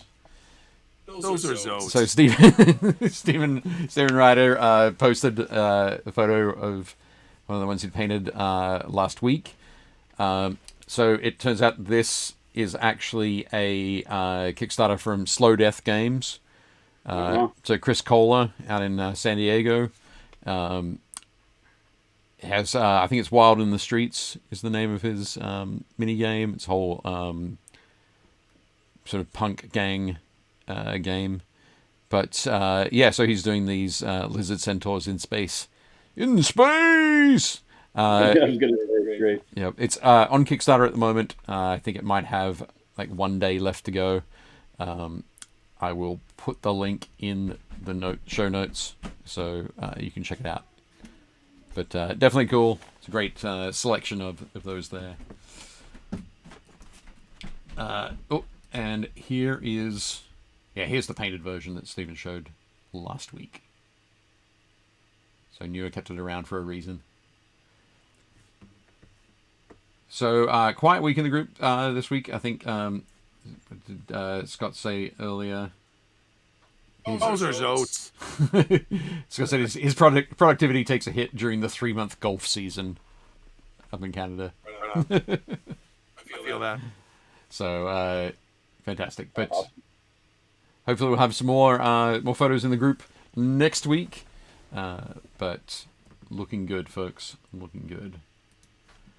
And Dave almost says, they are so Zotes.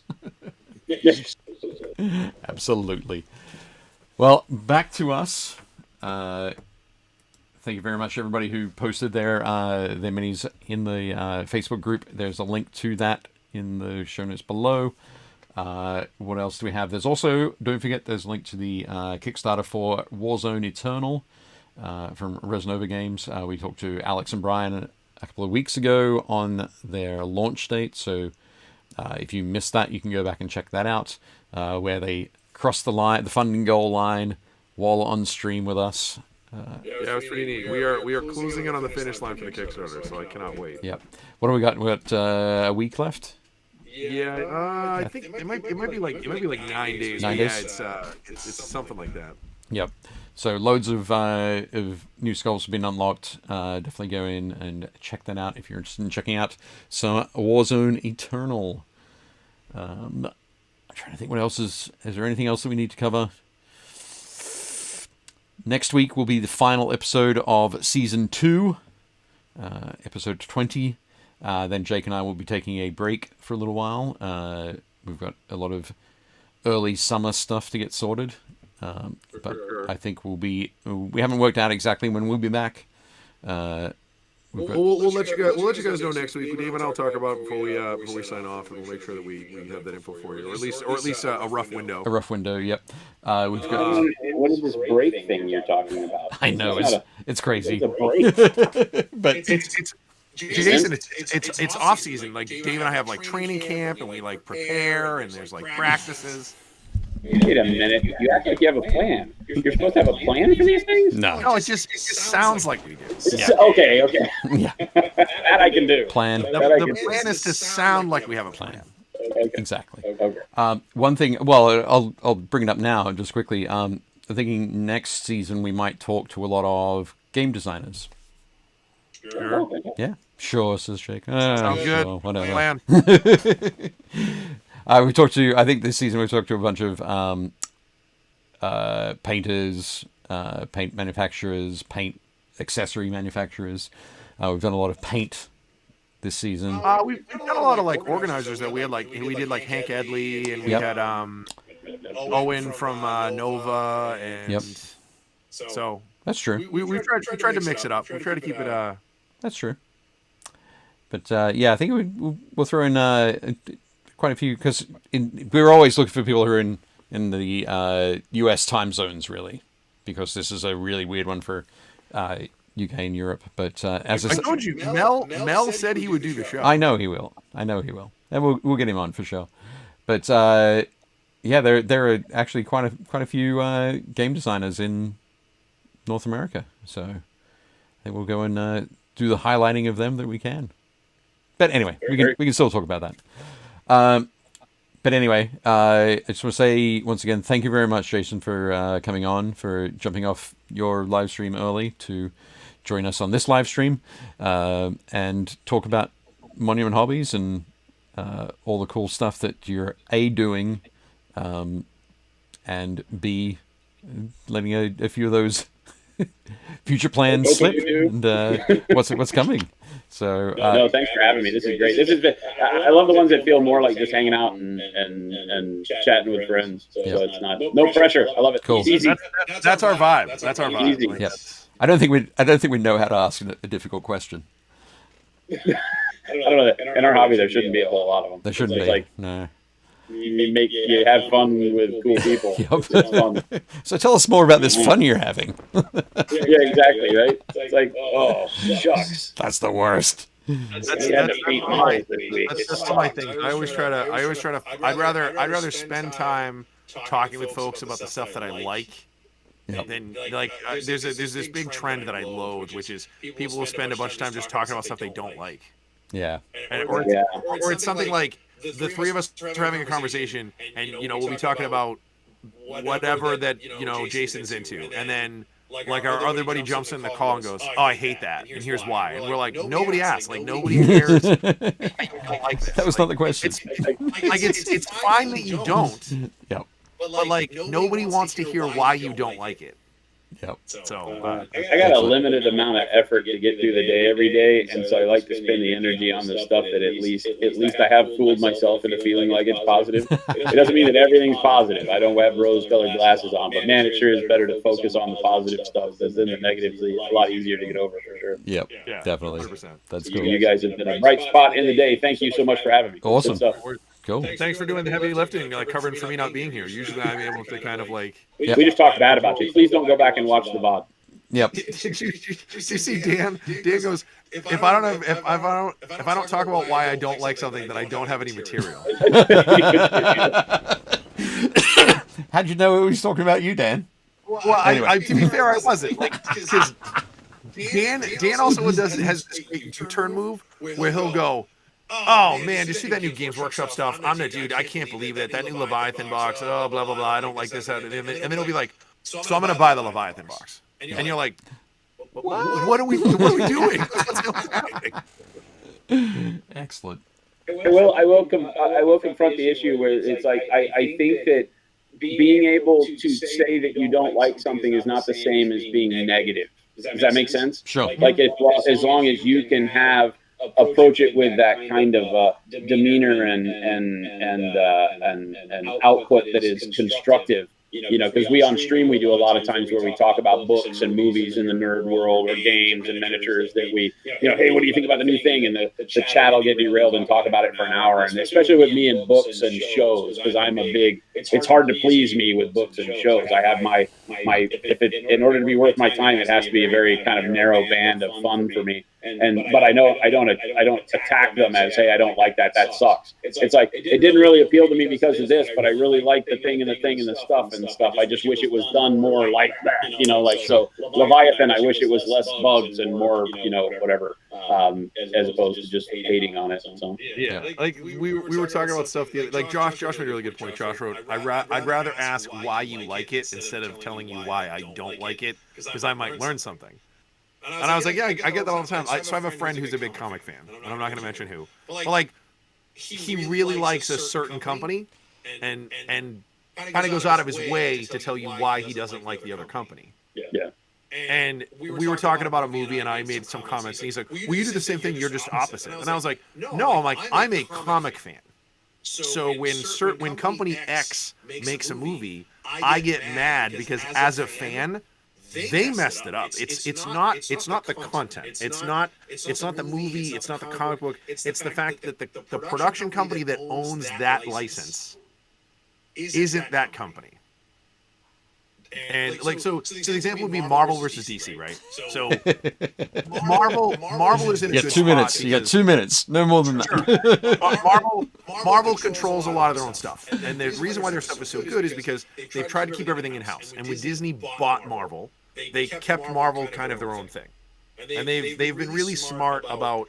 There's a whole team that kind of babysits that license. It's Kevin Feige and all those guys. Like they all kind of make sure that it all makes sense, right? Like it's like a mother duckling, a mother duck. They're like, these are my ducklings. I got to keep them all safe. DC is in a weird spot because DC doesn't own any of it. Like it's all the movie rights are through Warner Brothers, and Warner Brothers, they just want to make money. They don't care about the license. So I get really frustrated when they make a DC movie, and he's always like, "Oh, you're hating on DC." I was like, "I want that to be great. Like someone is playing with my toys. I want that to be done well." And it's not DC's fault. I'm not mad at DC. It's Warner Brothers. Like some corporate exec type was like, "Hey, so what we did was we rewrote character X," and you're like, "Why?" And they're like, "Oh, we thought it would be really cool." And it's like, who thought it would be really cool? Like, I promise you none of the writers who work for DC thought that was a good idea. Well, we just made up his backstory. I was like, but that character's been around since the 60s. Like, you have all of this backstory to like tap into. Like, that stuff drives me nuts. Okay, but there we go. Thing, I will interject. I will say the best thing that DC could have done, and probably happened in one of the alternate universe timelines, is that as soon as Endgame happened and Marvel cleared the cash by finishing that first series of Avengers things, the best thing DC has done in one of those alternate timelines, unfortunately not ours, is that they had a commercial that simply had a cigarette light up in the dark, and Jenny Sparks leaned forward and goes, "Wankers." And it says the Authority, and that is where DC would have won the comic book world. 100%. They should have done it. They should have come up on the heels of the greatness that was the Marvel arc with the Avengers, because it was great. Whether you liked it or like Marvel or not, they did a great job of doing the movies. DC could have brought the Authority or something in that Stormwatch vein that was just completely over the top, social dealings in a way that was going to bring everybody together and enjoy the content. And it could have been Jenny Sparks, and it could have been just as simple as that. And they would have won the world. Like, they could have launched the Authority episode 1, and Marvel would have never been able to make another comic movie that made it. Right around the corner here is my comic collection. I own all the Authority. I love Oh, it. yeah. Me too. Me too. They had it in there. They could have even done Hellblazer. They could have done the same thing with John Constantine and done Hellblazer. They could have done Lucifer in a meaningful way. They have all of the content. And they could have just taken the torch and stole it from Marvel, because Marvel wasn't going to pass it to them. They could have stolen it from them, and Marvel's phase whatever would have been irrelevant. Nobody would have cared, because I think we're dealing with a generation of people that just wants amazing content in the vein of that thinking, and isn't really latched on to any character. So. Yeah. But again, to your point, it's not DC's fault. It's Warner Brothers. Oh, yeah, Anyway. You know what I mean? Like, I'm sure DC is like, "Hey, that sounds great," and Warner Brothers is like, "No, we're not going to do that. We're gonna make another. Dave's blazing over. We're gonna make like another weird, like, just Joker." Just to let you know, so Dave Hummel agrees. Scott says, Dave Taylor, this is what we all think when you talk about dingoes and boomerangs on the stream, because that happens often, right? Often. He does do that a lot. All the time. And Dan said, Dave, you've lost control of the stream. Yeah, whenever we get sidetracked about comics or Dungeons and Dragons or role playing stuff, Dave just like glazes over. Like, if we're not talking about painting minis, he's just like somewhere else. Yeah, pretty much. Excellent. Yes, Dave's face is the man whose patience has been tried, spent, recycled, and reinvented again. I'd ask you guys to remember that I was in jury duty today, so yes. Oh, that's true. That's true. You're already worn out. Fantastic. Yep. No, all good. All good. Well, listen, everybody, thank you guys so much for joining us. You know the drill. Do the things at the bottom. Click the things you need to click, and all that good stuff. Yep. And then we will see you guys next week. Same bat time, same bat channel. And don't forget, so in the show notes below, there's a link to the Monument Hobbies website. There's also a link to their Twitch stream. So every day from what time till what time? Monday, Wednesday, Friday from noon to 2 Pacific time, and then Tuesdays, Thursdays from 2 to 5. Okay. So 5 chances to catch up with us. That sounds exhausting. Fantastic. But it's fun. Definitely go. It's the only thing that keeps. Man, that's our creative drive. That's what we love to do. Awesome. Definitely cool. Go check it out. And everybody is totally welcome to continue to talk about Snyder's Justice League in the chat. No, I'm not even going to address that. And Dan knows. Dan is deliberately being a troll. That is not. He does not think that. Don't forget to build, paint, play. Oh my goodness. Shut up and sit down.